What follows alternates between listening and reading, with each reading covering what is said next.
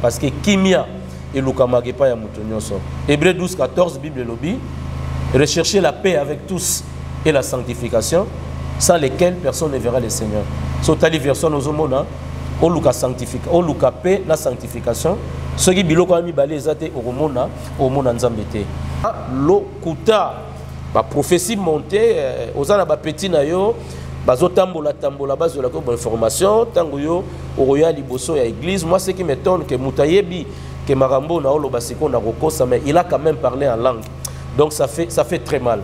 Ça veut dire que bato batiki nzela ya nzambe bakoti na bakabal bakoti na ba science mystique bakoti même na lokuta ba prophétie montée ozana ba petit na yo bazotambola base de la bonne information tango yo oroya liboso ya église. Moi ce qui m'étonne que mutayebi que marambo na olo basiko na kokosa, mais il a quand même parlé en langue, donc ça fait très mal. Biso baye et sengela qui t'a apporté message ya paix. Tozo vivre dans conflit. Alors comment toko unifier ou bien toko réconcilier ba o ba benga biso ba papa? C'est pourquoi je propose le procureur de la paix pour dire, comme Jésus l'a dit, que celui qui va procurer la paix, il sera appelé fils de Dieu. Pour apporter une petite pierre que Moutounion soit vivre paix d'abord dans Ndakunaye, entre Yena Mwasinaye, entre Yena Bananaye, Banana Bapara na Bango. Comme ça, ça va vivre paix dans Ndaku. Baroya na paix dans l'église, et paix ce qui continue dans l'église et quoi affecter nation Nabiso. Le procureur de la paix, et d'abord, bon, excusez-moi, mais c'est en passant, c'est pas dans mes habitudes. C'est parce que je sers Dieu dans la paix. Je sers Dieu dans la paix et les conflits est à l'église. Conflit entre frères, conflit entre serviteurs de Dieu. Et il y a même quelqu'un qui a dit qu'il faut qu'on ajoute la richesse à Congo, la haine. C'est-à-dire que haine est comme le rôle la valeur moroboye. Haine est comme le rôle la valeur. Donc, au lingite au monde à Mouninga, par exemple, parce que Makambo, par exemple, au salaire ministère, il y a une réalité belé. Beaucoup de ministères ensemble, beaucoup de année moko. Mais tant que vous avez parcours il y a 10 ans, Moussou soit comme une foule, Moussou soit comme une angoté. Moussou soit ba voyage fonga mieux belé, Moussou soit comme une angoté.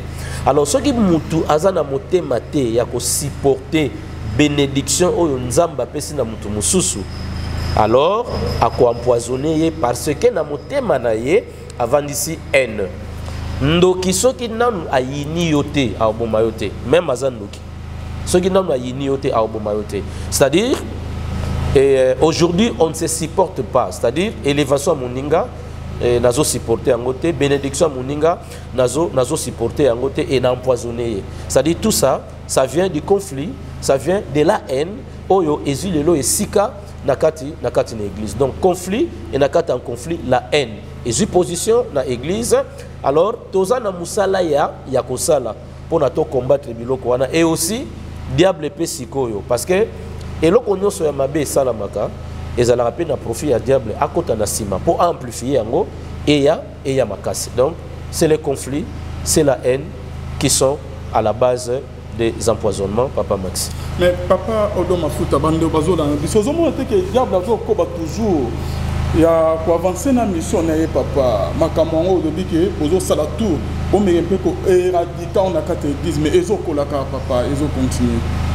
Bon, et papa Alvin mabe na mokili egoko kaka. Parce que les prophéties bibliques sont claires. Mabe na mokili egoko kaka. Mais nzamba a besoin n'a utilisé terme moro biblique. On a Israël. On a parlé des restes, les restes. C'est-à-dire, dans l'histoire d'Israël, Israël a bandai ko pengwa, azotika nzambe, azokota na idolâtrie, histoire il y a Dieu de Baal oyebi. Mais il y a eu des gens où Dieu appelait les restes. C'est-à-dire, batuwana, batikalaki na côté ya nzambe, les restes. Batuwana baponaki kobanga nzambe kosalela nzambe pe kolinga batu oyo nzamba kela.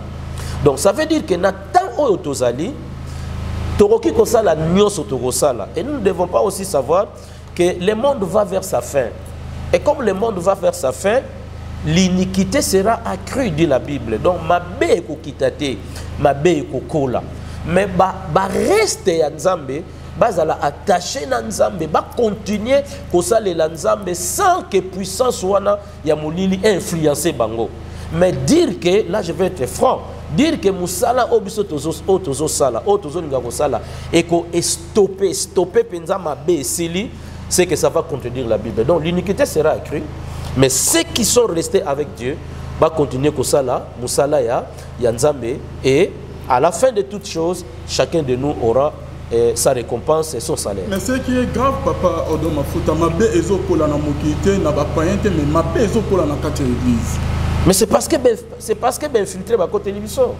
Ça veut dire awa papa Alvin que chaque pasteur d'abord batapo ba sali ya mabe bazokota mingi na terrain.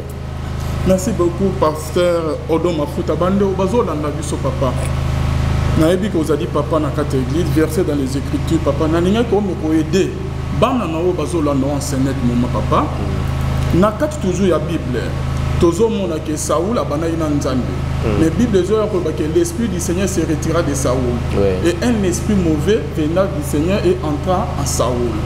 David quelque part soumuki azole que le Seigneur ne mérite pas de ton esprit. Ba oyo lobi ke molimo discernement ezate ba brebis ebele bazobunga papa o me ko aider biso Samuel ayeba yeke non Saoul a pengwaki molimo Nzambe eza sur katina ete Paul peut à se retrouver quelque part moni prophétesse Mongo qui était animé na esprit ya Python azo sakola Paul ayeba yeke non eda esprit ya Nzambe te ya Python papa o me ko kotalisa biso na kata église corps de Christ bananya o molimo ise etika bango bazali comment animer na esprit mauvais katina bango. Banani, c'est-à-dire, Natangelo Bakombo Bango, je n'ai pas compris la question. Autant mais ko aider brebis au bazo la biso. Ok. Ako lo bisika wana. Ok. Ba ye bisika malam o Nzamba zali. Ngende na lobine tena ya mbotozo lobela makambo ezo swa, o ezo sala passe, o ezo ko lelisa. Makambo esalite oboya ko kelenda kwa Nzambe. Mais o sala mabe. Basala Nzamba solo bazaina moto na Nzambe Odoma Futa lokola ntomo na Nzambe lokola mosai na Nzambe tango zotala église ya Congo, l'église de mon pays, l'église de votre pays ni nozo sepela nango pe ni nozo kapasi pe mawa un moment sou abengo pasteur oki solo. Voilà, merci papa Max. Nini nazo sepela nango te na vie ya église.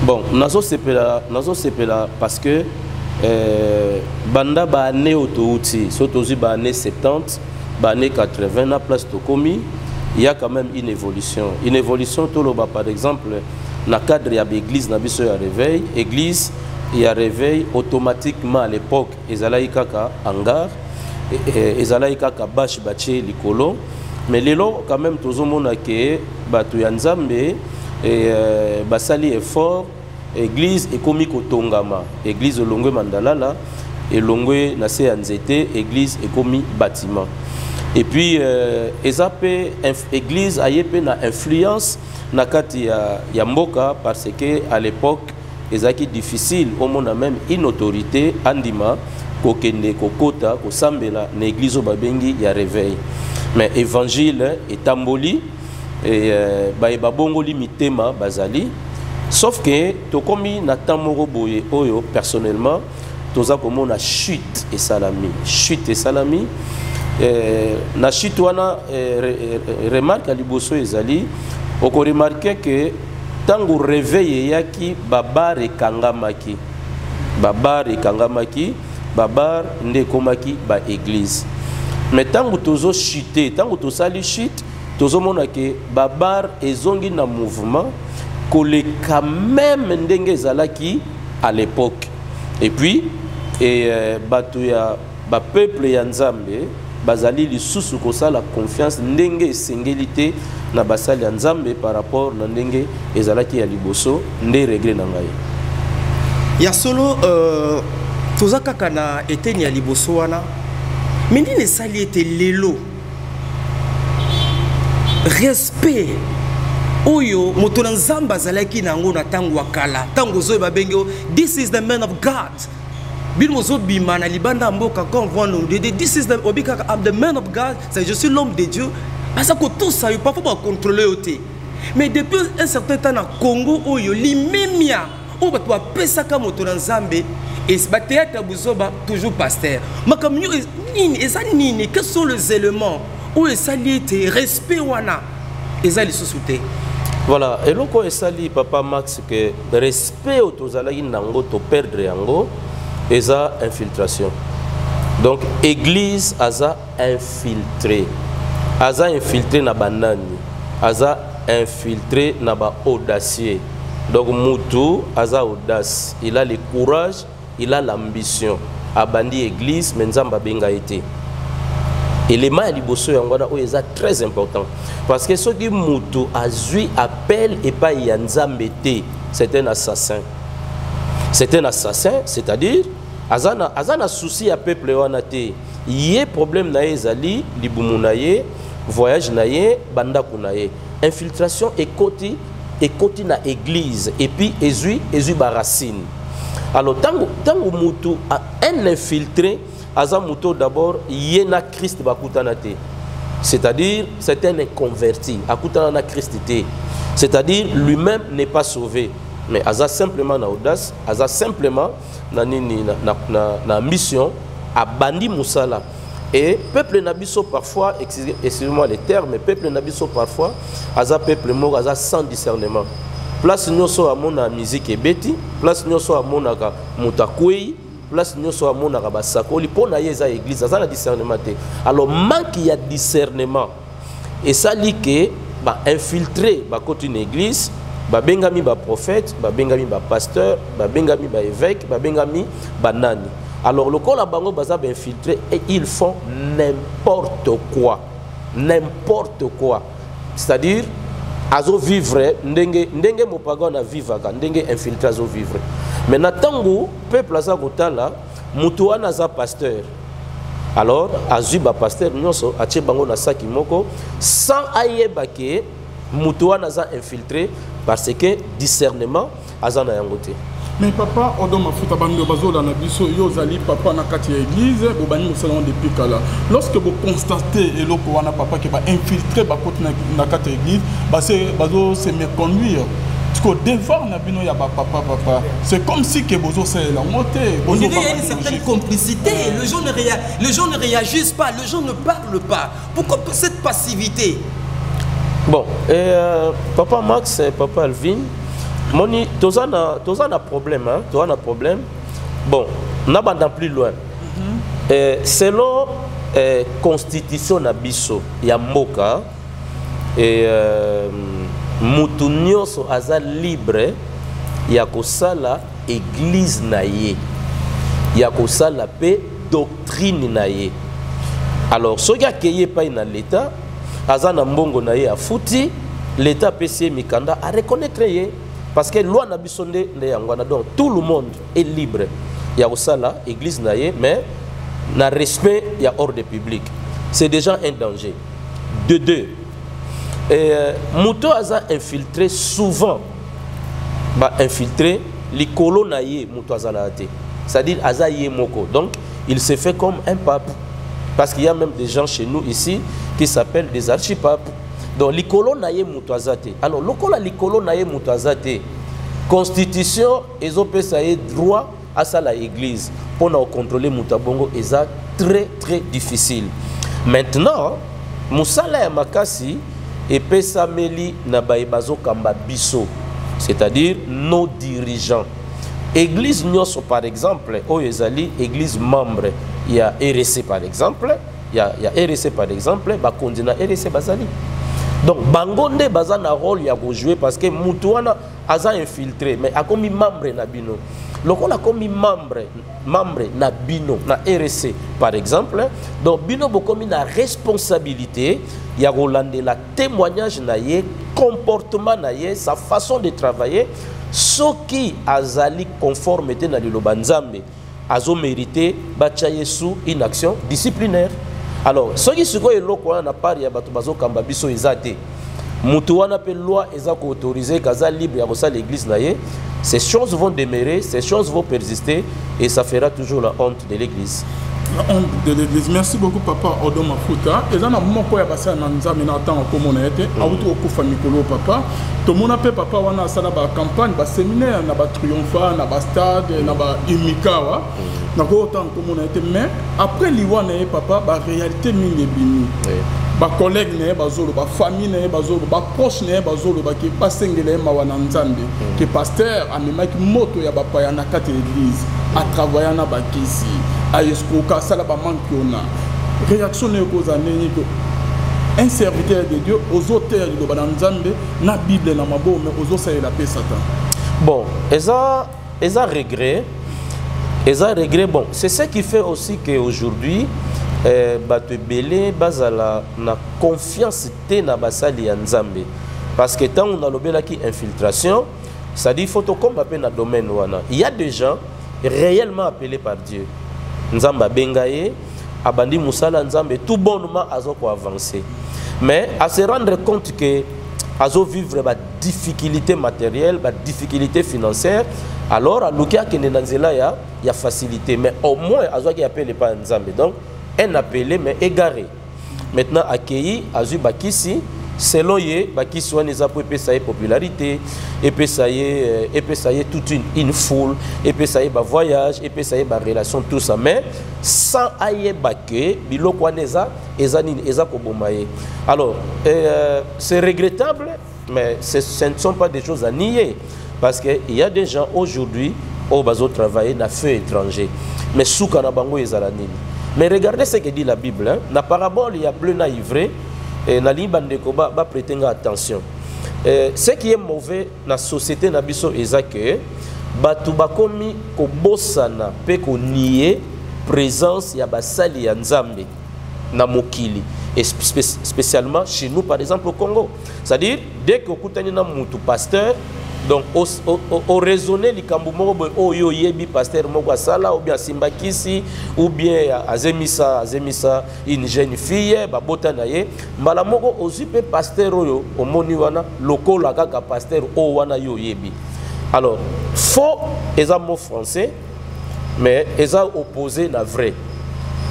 Jésus a pesi parabole à lobiboye mutu moko alonaki bleu na bilanga na ye tangu batu babandaki kolala moyini aye aloni ivré constat et salami que maître yo lonaki bleu mais tala ivré et boti pene ya bleu na yo ba conseiller mkolo bilanga a arraché ivré mais j'aime la réponse de Jésus. Jésus a dit non, laissez-les croître ensemble. Ça c'est la réaction de Jésus. Donc bleu et croître, ivre peut et croître. C'est pourquoi vous remarquez l'élo que affaire kisi, affaire cabale, affaire occultisme, ezokende. Mais erreur ce que ça est pas mutu oyo a servi nzambe dans les bons, yépe au lieu pe na côté na ye asala pe effort ya ko continuer na malamu. Yé azozonga sima et bato yo ba baby bazolinga ba baby ça ba o batikali. Mais Jésus a donné la réponse, il a dit, laissez-les croître ensemble. Au temps de la moisson, alobi a osani, a vous séparer, a précisé que a vous séparer, mais ivré alobi a vous tumbayango moto. Ça veut dire que bato ba tikinzela ya nzambe, ba koti na ba kabal, ba koti na ba sens mystique, ba koti même na lokuta, ba prophétie montée, ozana ba petit na yo. Bazo tambola bazo la bonne information tango yo oroya liboso ya église. Moi ce qui m'étonne que mutayebi que marambo na olo basiko na rokosa mais il a quand même parlé en langue. Donc ça fait très mal. Mais j'encourage ceux qui sont tentés de servir Dieu sans toucher à n'importe quoi. Bisopeto ça l'effort to croître. Ivre et croître, bisopeto ça l'effort to croître. Alors na souka Dieu va séparer biso pour na bien naie, ivre pour na moto. Méfiance et quand tu es tombé dans Zambé, méfiance c'est le même empoisonnement dans l'église. Les locaux liés agapé, et lui-moi dans l'église. Nous vivons dans la méfiance totale. Même j'ai déjà été victime de l'empoisonnement. Vraiment. Alors, comment expliquer, puisque tu es le procureur de la paix, comment expliquer poison? Otoyebaki na mokili, poison toyebaki na milieu politique, poison et la dibiso tina etonga na Nzambe. Bon, Papa Max Alobi, comment expliquer? Et Papa Max, comment expliquer? Il faut nous apprendre que la question est difficile. Et pourquoi j'ai dit que la question est difficile? Et source, et ça open à l'obagina débit, que les conflits est à l'église.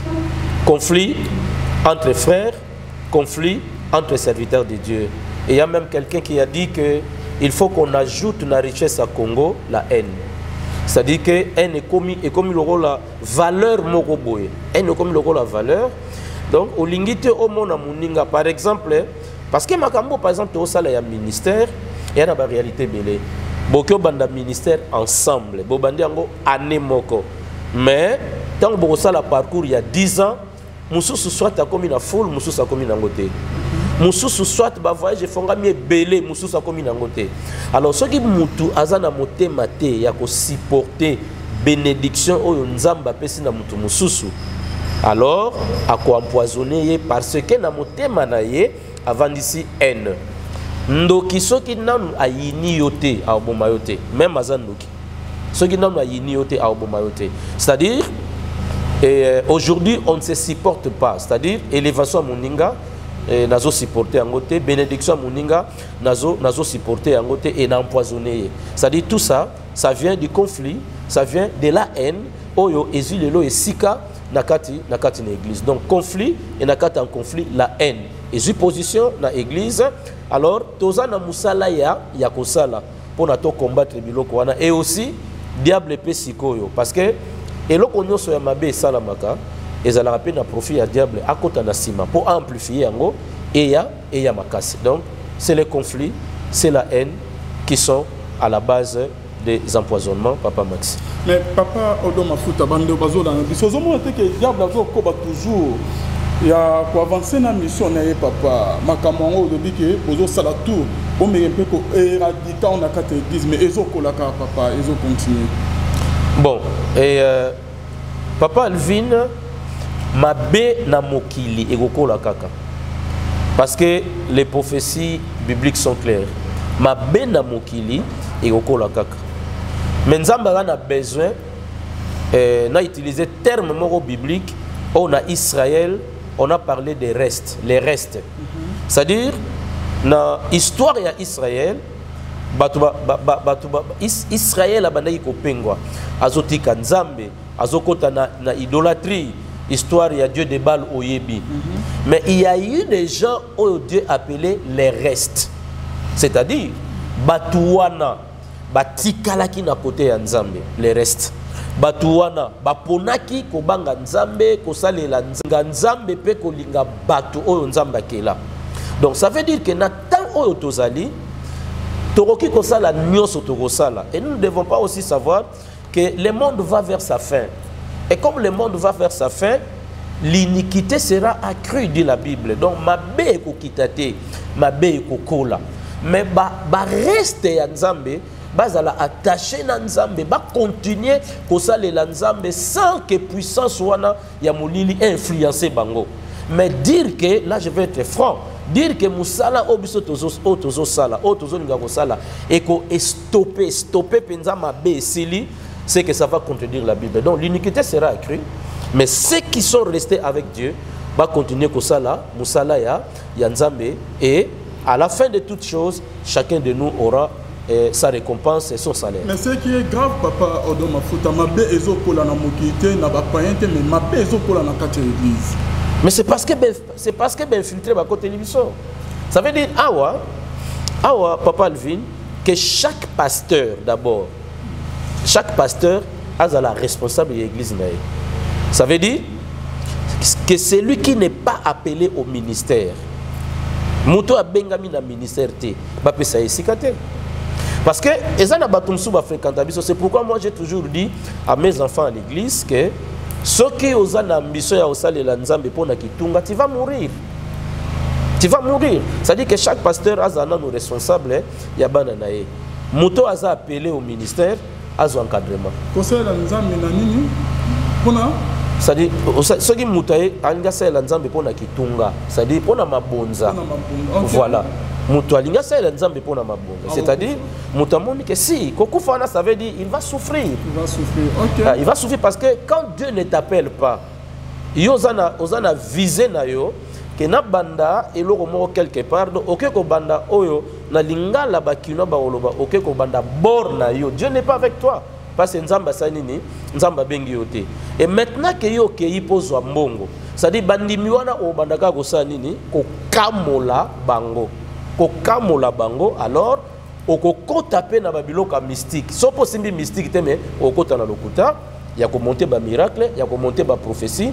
Et soukanayo c'est la perdition. Mais que chaque pasteur, na niveau église naie, faire plaisir à la té.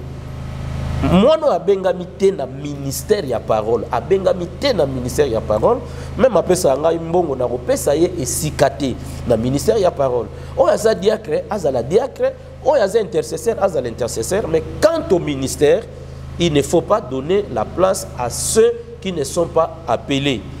Tant qu'on valorise, on consacre, andimami, la motivation est zambongo. Demain il te dira que papa nzamba bingana kinde banda. Tanga ke ko banda wana ko bunga nyoso yango wana. Muto abungi tanga ko bota bana côté akei, akobota pe bana ba bunga. Donc mabe il faut continuer combattre po ba sali ya mabe bazokota mingi na terrain. Merci beaucoup pasteur Odo Mafuta bande bazolanda biso papa. Naebi que vous avez dit papa na kata église versé dans les écritures papa na ninga ko me ko aider bana na o bazolanda enseigner moment papa na kata toujours ya bible tozo mona que Saoul abana ina nzambe mais bible zo ya ko ba que l'esprit du Seigneur se retira de Saoul et un esprit mauvais venant du Seigneur et entra en Saoul. David quelque part sumuki azole le Seigneur ne mérite pas de ton esprit. Ba oyo lobi que molimo discernement ezate ba brebis belé bazo bunga papa o me ko aider biso Samuel ayeba yeke non Saoul a pengwaki molimo nzambe za sur katina été Paul peut à se retrouver quelque part moni prophétesse Mobo qui était animé na esprit à Python azo sakola Paul ayeba yeke non et esprit nzambe était ya Python papa o me ko ko talisa biso na kata église corps de Christ bananya o molimo ise tika bango bazali a comment animer na esprit mauvais katina bango banani c'est-à-dire Natangelo ba kombo na bango, j'ai pas compris la question. Autant mateme ko aider ba brebis o bazolanda biso. OK. Ako lo mabisika wana. OK. Ba ye bisika malam o kenzamba zali. Merci papa Alvin. Nate araboye bipayo na sala musala nzambe. Na loba qu'il y a des choses sur lesquelles il ne faut pas croire. Na loba chrétien et na babiloko o esengelité ondima. Mais aux en a besoin de preuve. Tout comme les en a biloko et sengeli ondima parce que nous sommes un peuple qui vit par la foi. Et ceux qui moutou osent demeurer dans une église. Et dans cette église que tu demeures, tu n'as pas aux en a discernement. Il faut moutuna noa. Moi je conseille ceci pour aux la membre oye pananga na centre évangélique la main de Dieu samedi oye ko sambela. OK, bondela na nzamba la kisayo bisiko koti est-ce que za yango to za yango te parce que et pas na biso za loyenge so moni bato ebele OK bato ebele za mabete na bato ebele nzamba akozala na bato ebele pe nzamba akozala te na bato mukie nzamba akozala na bato pe mukie nzambe akokiko zala te. Alors mutu na mutu za d'abord na discernement ne sika oyo azo sambela. Pona sko ba o ba na mulima disi appuyer na nzambe atalisi ete ba osala nini. Il y a des choses qu'on peut comprendre par intelligence. On appelle ça par exemple la foi et l'intelligence et papa Alvin oye pananga nga na sambelaka mbongo ebima batu na poche. Il faut douter nango. Avec l'intelligence, il faut douter nango. Faut douter comment? Parce que ce qui nous a bagomi kopesa batu mbongo ndenge wana azo détruire parole na ye. Bon exemple il y a Pierre na kati Bible papa. Exemple il y a Pierre. OK. Pour faire d'un texte biblique une doctrine, il faut un texte à 5. Ah bon? Il faut 5 textes. C'est-à-dire on y a souveraineté ya Nzambe, démonstration ya puissance ya Nzambe. Jésus lingai ko lagisa, batu ba yeba nani oyaza. Donc azomona même na se ya mai mbongo na kati ya munoko ya mbisi. Oh nani achagi, oh ye moko achena na miracle na ye. Mais Luka ba texte dans la Bible ça combien? Alors ce qui mutalinga ça la toute une doctrine sur verset moko. Aza en erreur. La doctrine doit être soutenue dans 5 versets. Remarquez très bien makambuno sur les doctrinal. On retrouve ça un peu partout dans la Bible. Le Saint-Esprit est Dieu. Luka ba verset o ezolobela que le Saint-Esprit est Dieu. Ezebele. Luka ba verset o ezolobela que Dieu existe. Ezebele. Luka ba verset o ezolobela baptême. O na otanga wana ezaba doctrine. Ezebele. Luka ba verset oyo ezolobela que Jésus a kozonga. Ezebele. Mais un seul verset ne peut pas formuler toute une doctrine. Alors, tant qu'on a il faut douter. Il faut comprendre que place où on a ça, il y a place malamouté et tu dois te retirer de là. Donc, ce n'est pas mauvais pour un chrétien qui se retire d'une église où il y a jugé que Awa, Nzambazate, Biloko, nous faisons un montage. C'est pas mauvais. Ce qui on a prié, il y a une unité. Na téléphone. Unité. Ça veut dire que il faut société on a poto tanga ba kombo ate ba pesi biso mbonga publicité et il faut na société wana oyo yo zoli ba unité. Hein? Il faut pas remarquer que va perdre. Il faut pas remarquer que va perdre la comptabilité na bango réellement parce que wana ezabilo spiritualité. Là c'est la comptabilité. Il faut pas remarquer que tu perds par exemple 1000 unités, tu zoye baté ba unité wana ke wapi. Bon, Batouana qui place ma PC information qu'ils ont perdu des unités. Maintenant, il y a une unité où il y a un téléphone et où tu côté ni. Et ça montage. Et ça simplement dans un petit nanga moboya, il y a confiance. Je peux dépenser $50. Hein? Batindi ba unité pas il y a ba numéro il y a ba ndiminanga, nazana ba numéro na bango. Natindi ba unité sans bango bayeba. Et un moment je prendrai le courage de dire que le Seigneur vient de faire quelque chose. Quel bon contrôle na banini ba téléphone na bino o contrôle na zu 200 tout ça mengamo na yebi makambo na sali. Mais Dieu ne peut pas faire ça abanda ko pesa biso mbongo. L'argent nous le trouvons dans le travail. L'argent nous le trouvons dans le travail. Pour on appelle ça papa Max Maloba, bam PC papa, bam misélé qui était pour dimanaka pendant la délivrance, c'est pas aussi biblique. Et nous c'est le PC. D'une manière rare, Dieu est souverain. Parce que je ne suis pas là pour tout nier. D'une manière rare, et kokiko salam, que ba sambeli mutu et loko moke bimiena et bimiena nzoto. Oui, ba sambeli mutu et loko bon. Na ministère nanga na mona ngote. Na ministère nanga na mona ngote. Mais si c'est toute une formule, non, je voudrais dire, c'est ce que comme un système que na délivrance nanga il faut muta sanza et loko. Na délivrance nanga il faut loko et bibana nzoto mutu. Là, ils ont makambuya yanzambete parce que les démons, ce sont des esprits, ils sont invisibles. Toyoka bango kolobana kata batu metomuna bangote. D'une manière rare, ça peut arriver. Mais ce que c'est un système qui est la délivrance nanga, il faut muchopia bima, il faut nine bima, là ça devient suspect. Alors, est-ce que jour on repère ça une photo na yo pour la couverture spirituelle comme ça se passe? Puisqu'on a vu des serviteurs de Dieu à Kinshasa Kolobaïté, so aux la photo ya passer té, aux la couverture spirituelle té pour un grand événement de cet akabi, est-ce que déjà si vous pensez la recette ma photo pour nous payer sa bango, pour la couverture spirituelle na bango. La photo n'a rien à voir avec une couverture spirituelle. Moi, na cause la photo nanga simplement parce que je suis son père à Lindinga. Mais ça n'a rien à voir avec une couverture spirituelle. Vous avez aimé la matière à Baninga?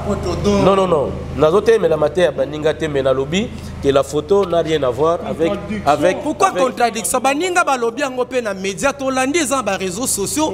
Azali ko insister, à lobby même que ezana bato bazali na ba photo na ye. Et ba mona loboko na Nzambe Satan alingaki abunde mabelinga ki la bangma cause ya photo ya papa.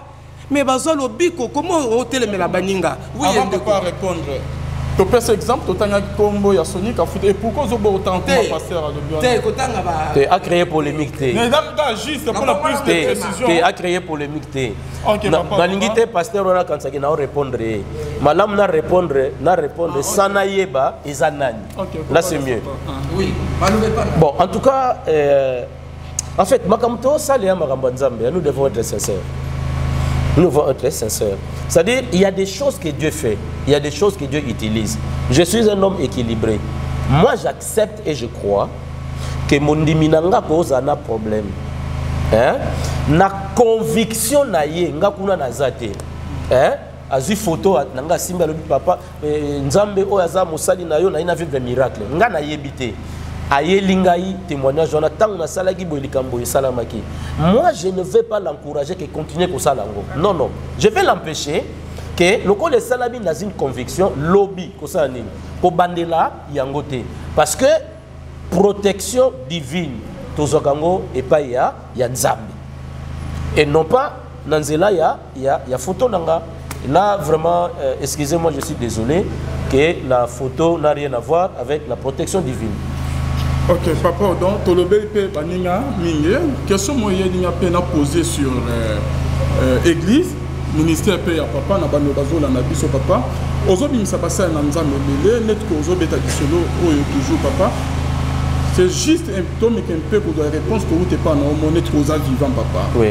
C'est comme si que Bassal ne plie pas à Bassal banana au Tobimisi. Au laxi baron de l'Anzambe. Ce qui va commis à point que Baké nous ressemble l'église, soit que Baké au salle et Tonga n'a pas mot balomou et pas inayo. N'a moi et Bandeliwana pour les raté entre eux n'a pas mot. Pourquoi après Boya pour le Kanasima? Oh, les années n'est ça, Mara? Non, comment n'a pas pourquoi? Ah, donc, net Canada, nada na sama kolono. Oui. Nazo travailler pas non. Oui. Na comment on a que na sala net que bord na ngai pe église na nga. OK.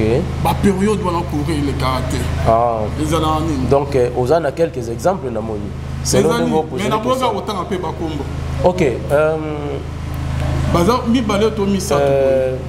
Oyebi moi na nyonso place a évolué so ka linga bima.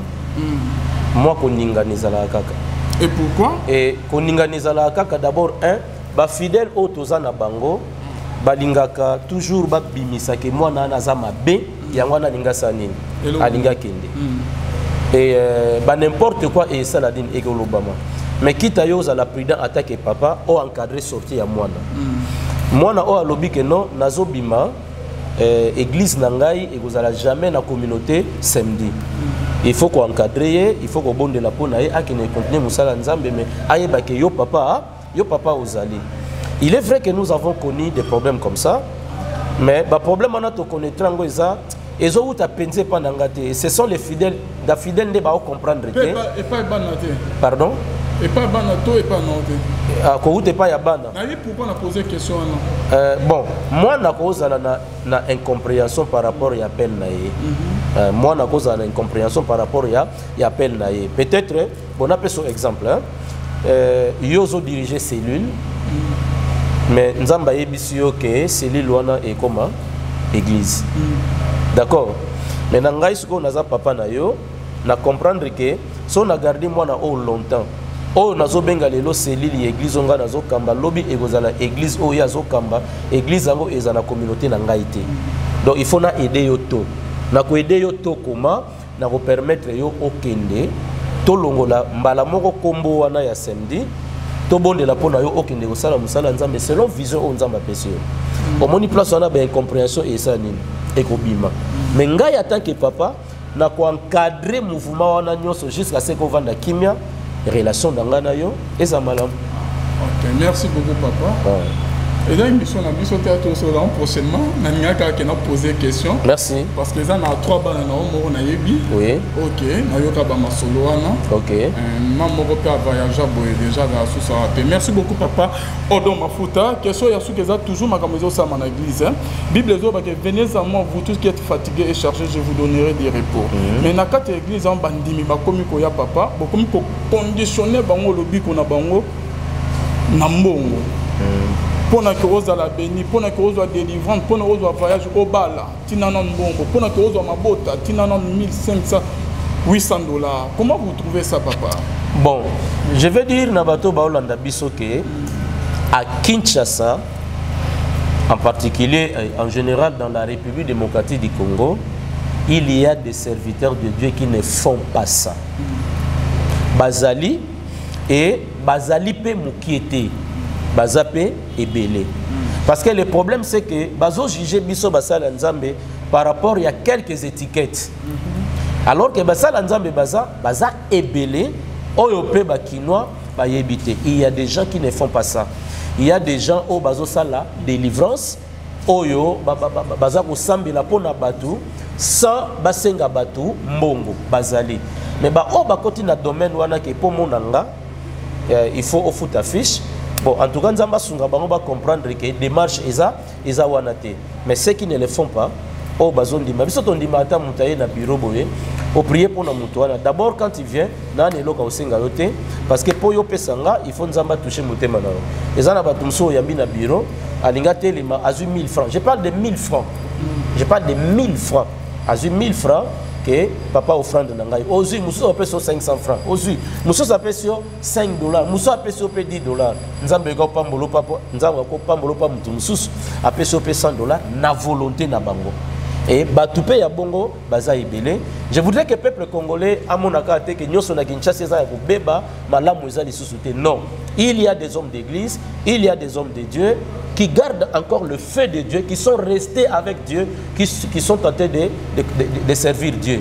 Mais je vais dire, Papa Alvin, ce sont les serviteurs difficilement soutenus.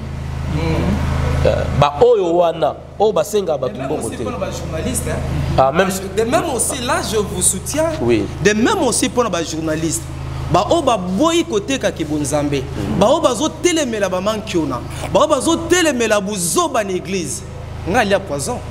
Si nzambe te mela roza na bon moité. Vraiment. Vous voyez donc, ba journaliste bazo chrétien je dis, oh ya bi que tel pasteur assis à beba dans sa émission té. Oh yo non non, ces journalistes au monde appelle que bazo vivre quand ngolu na nzambe. Oui. Et même ce pasteur balingaka bango quand ils ont compris que bango bamoni babé bako benemi. Ils envoient leurs bandits sur les réseaux sociaux pour finga bango, car cela ne tient nous bénissons l'Éternel. Et puis on a profité que soit en plus de comme dans la souka, ça synthèse et activité. Qu'est-ce que le peuple de Dieu peut retenir par rapport à l'événement? Ah ça là on a souka. Ok. La bande de Koloba. Il y a encore des hommes de Dieu voilà, donc il y a encore. Et puis je souligne que Baza est belé. Bazali est belé. Peut-être que vous découvrez Bangonamute. Ils sont là. Aye na bureau na ye. Ayambi même à 30-20 personnes. A 5 mutelo ote. Mais na kati ya batuana. Ba oyo nzamba simbi. Parce que yana batumsu bakoli. Ils sont aussi enseignés. Ayebi que je vais voir un homme de Dieu. Papa Nangai. Il prévoit quelque chose de son gré. Bazali. O basenga batumbo kote. O ba futsara batu ba consultation prophétique ite. Bazana bango ebele. Nous devons faire confiance que Dieu n'a pas perdu. Parce que ceux qui sont au Bakar, ça veut dire que dans notre ville ici, dans notre pays ici et dans le monde, Dieu a tout perdu. Non, non. Dieu n'a pas perdu. Il y a des serviteurs de Dieu qui sont attachés à lui, qui obéissent à lui, mais qui ne sont pas soutenus. Parce que c'est comme si dans Kinshasa, pour mon dimi appelle ça mbongo, il faut que ça. Il faut que ça. Et papa Nzamba lobi ni pona ngai, Nzamba lobi lobby yom torokoma président ya Congo. Nde au sepeli.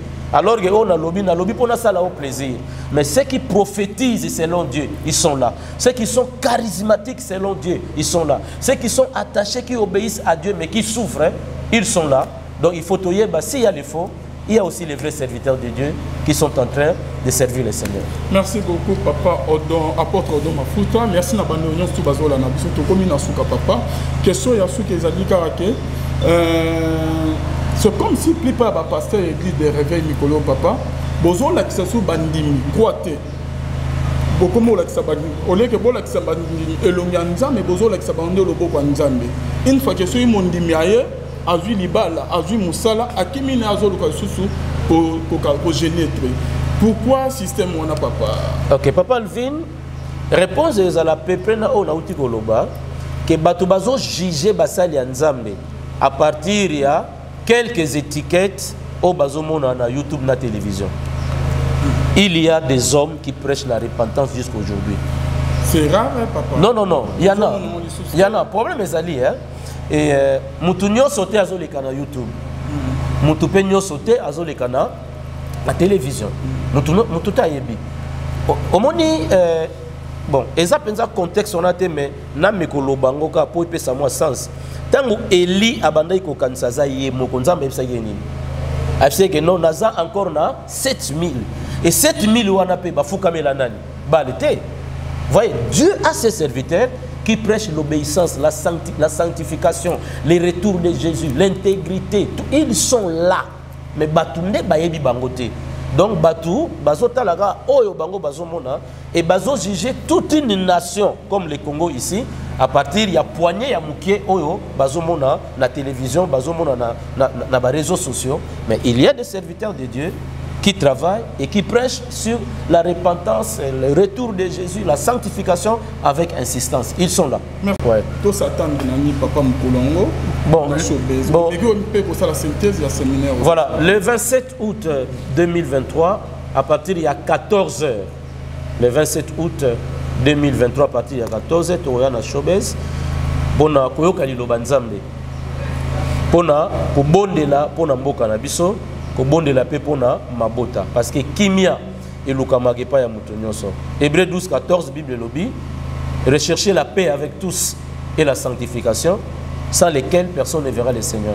So tali version ozomona oluka sanctification oluka paix la sanctification ce qui biloko ami balé ezate omona nzambe te. Na façon na sala la nzambe na yebisa mutu te. Bon, je ne peux pas faire la publicité à nzambe rosala. Que ceux qui ont yé au boy. Non, non. Na yebite ni nzamba osala mukolo wana. Parce que programme ezayaye, mais batubaya oyoka liloba nzambe, batubaya ko participer to adorer nzambe, batubaya ko participer na prière munene oto kosala pona mboka et puis pona mabota. Oui. Guérison, solution à pas problème. Oui. Non, non, que moi je ne peux pas promettre mutu guérison. D'accord, promettre mutu miracle. Mais et si kabatu basangani na kombo Yesu apesaka mutu na mutu selon ba besoin na yi. Voilà, mais je ne peux pas d'accord ça la promesse logo les ngainde mutu na obikisa, ngainde mutu na kosakola. Mais na lobito ya na présence nzambe, nzambo ayi ba besoin na biso. Ako répondre na ba besoin na biso na oyo toza kozela ye asali na biso.